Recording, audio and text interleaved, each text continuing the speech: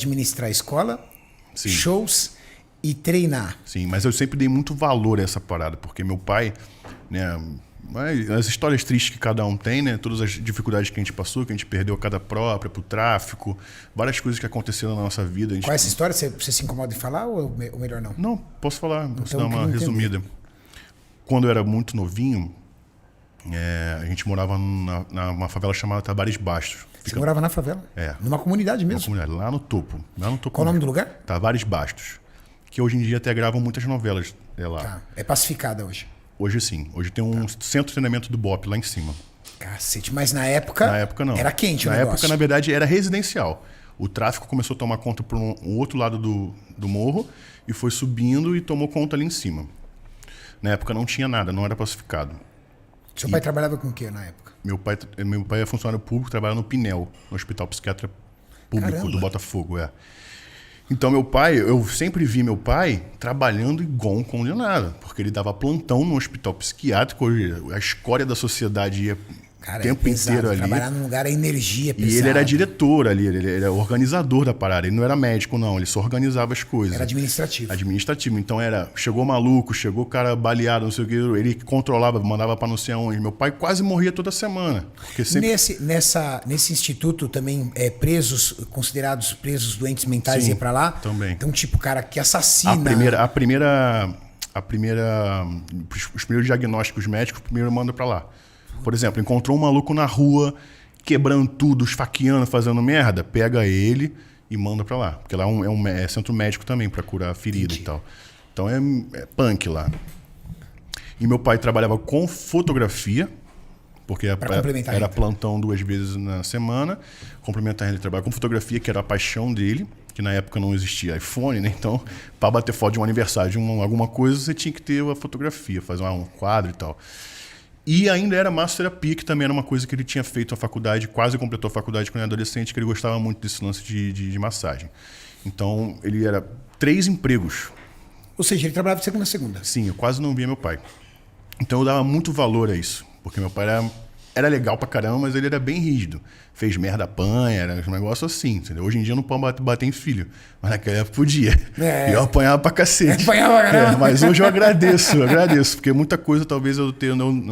Eu tinha medo de fazer coisas pra não apanhar, você tá entendendo?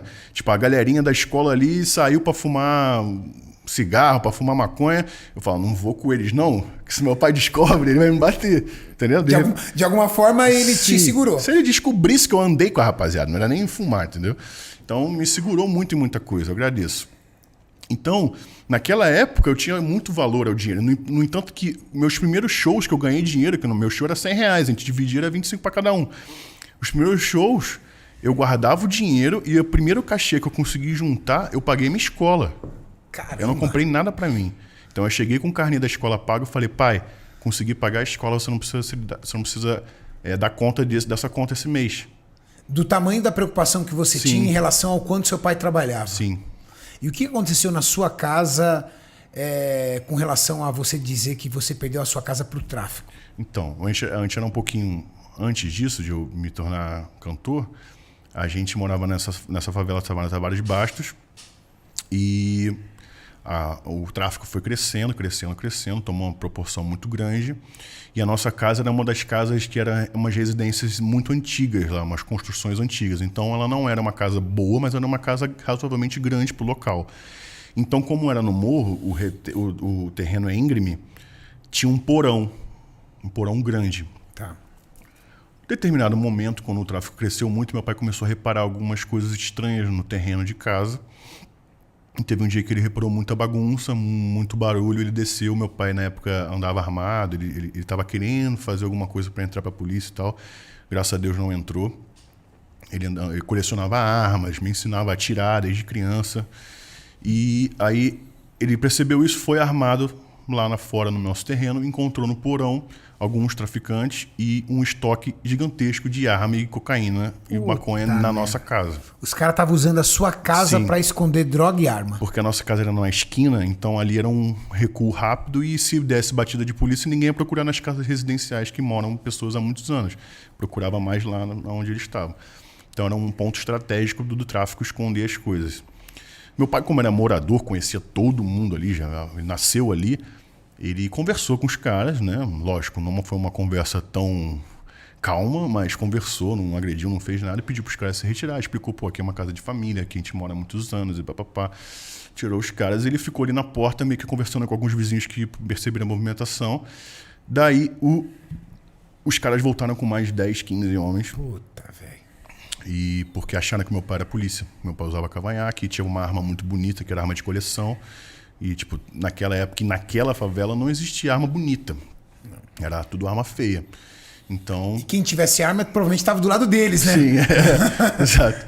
Daí aconteceu isso, de tipo, eu tava numa situação de ser moleque, meu irmão menor ainda que eu, e ver meu pai sendo sequestrado, sendo agredido, sendo surrado, levado para um local de execução da favela. Mentindo, Léo. Isso, e outros traficantes, outros caras ficarem tipo com a minha mãe para fazer maldade.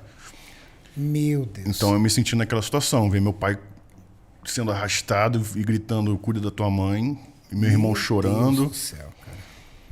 Então é uma história triste, né? Cada um tem a sua, mas essa é a minha. Eu nem gosto. E aí você e sua família tiveram que sair de lá?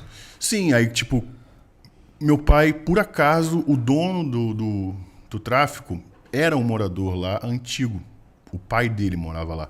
E meu pai reconheceu o nome do cara quando falaram sobre isso. E ele falou, liga pra esse cara aí, é o dono que vocês estão falando, né? Então liga pra ele, fala que sou eu. O Aurelinho e tal, não sei o que, ele vai saber, eu sou amigo do pai dele. Ligaram, o cara falou, peraí que eu vou aí reconhecer o cara. Ele desceu e reconheceu meu pai. Aí ele falou, não, pode liberar, é morador, não é polícia e tudo mais e tal. Aí liberou. Você não ia matar? Meu pai tava com, pelo menos, ele falou, pelo menos 5 pistolas apontadas pra cabeça dele o tempo inteiro. Assim, a qualquer hora alguém podia ter disparado. Só que eles ficaram com medo de fazer a merda e matar alguém realmente, porque meu pai falou, sou morador, moro aqui, não sou polícia, não sou polícia. Então, como não acharam nenhuma carteira de polícia nem nada, preferiram, graças a Deus, a procurar o dono lá. E o dono, por acaso, conhecia meu pai. Então, meu pai se livrou dessa. Mas quando meu pai voltou pra casa, o cara falou, relaxa, a gente vai tirar isso tudo daí e nunca mais vai acontecer. Só que meu pai falou, cara, desculpa, eu amo você, sua família, mas você tem 20 anos. O cara tinha 20 anos, era o dono do tráfico lá. Hoje é você, amanhã não é você. Eu não tenho como confiar na sua palavra, porque amanhã pode ser outro cara que não me conhece e eu vou estar morto ali onde eu estava. O filho do amigo do seu pai, né? É. Puta merda. E ele morreu poucos meses depois, esse cara. Então, na mesma noite, minha mãe desesperada por tudo que tinha acontecido, meu pai também em choque, a gente em choque. A gente botou tudo que podia dentro de saco de lixo e se mandou. Aí os primeiros 2 dias a gente dormiu no carro e no terceiro dia a gente conseguiu ir lá pra academia do meu padrinho no Catete, onde ele tinha um kitnet do lado da academia, que ele guardava pra guardar bagunça. Ele deu uma limpada e a gente ficou morando de favor no kitnet. Pai, a mãe... E os 2 filhos. 2 filhos... Era um cômodo menor que esse daqui, com banheiro, cozinha e cama no chão. Num kitnet? Kitnet. Caraca. Aí dali a nossa vida começou do zero de novo. Do zero. Aí seu pai foi ali, aí alugou alguma coisa. A gente ficou um tempo lá, ele começou a se reestruturar, começou a trabalhar mais do que ele nunca trabalhou. E a gente conseguiu alugar uma casa na Tijuca. E graças a Deus, meu Deus cuidou tanto do meu pai que ele conseguiu fazer mais dinheiro do que ele fazia antes. E a gente alugou um apartamento 2 quartos na Tijuca e ele conseguiu botar a gente num colégio particular. Puta merda, seu pai é um herói, hein, cara? Meu pai é um herói. Puta merda. Aí dali, graças a Deus, a gente não passou mais nenhum tipo de perrengue, apesar de estar morando na Tijuca, que também é um bairro meio estranho com esse lance de favela. A gente morava na boca do Turano ali, no Chacrinha. Então ali, volta e meia, tinha muito assalto na rua, muita coisa. Meu pai né, tinha medo de alguma coisa acontecer. A gente ficou com trauma, né, com choque disso. E daí meu pai falou assim, e minha mãe resolveram se mudar para o interior. Então meu pai começou a juntar um dinheiro, ele comprou uma casinha em Maricá, que é no interior do Rio de Janeiro. Casinha assim, cara, no esqueleto, assim, a casa valia 40 mil reais. Meu pai deu, sei lá, 15, 20 e parcelou o resto em milhões de vezes e a gente se mudou. Daí a minha vida começou do zero de novo. É isso que eu ia falar. Quantos você tinha? Questão social. Eu tinha uns 11, 12. Aí você reconstitui amigos. Isso. Aí isso pra mim que foi um dos pontos para eu começar a treinar e me apaixonar por musculação. Porque eu não tinha amigo na cidade. O único meu amigo era o Diego. Do bonde da Estônia, que eu conheci quando eu me mudei para essa cidade. Diego era de lá? Era. Ele morava em Copacabana e tinha ido morar nessa cidade também há 1 ou 2 anos, fugindo da violência também. Também? Isso. E onde você conheceu o Diego? Foi exatamente isso. Eu estudava numa escola, ele em outra, ele namorava uma menina da minha escola, ele ia todo dia lá buscar ela, eu via ele conhecia a galera mais descolada da cidade, eu estava numa cidade nova que eu não conhecia ninguém, e eu na Tijuca, como eu tinha vindo da favela, eu era um moleque que jogava bola pra cacete, andava de skate, eu chegava na escola preso no ônibus de skate, era de escola não, tenisão, e pá, não sei o quê, desenrolado com as meninas, e pá, não sei o quê, então ali eu criei uma notoriedade ali na Tijuca, sacou? Eu tinha um respeito, eu andava com a galera mais velha, não andava com a galera da minha turma, então foi muito louco assim pra mim ali.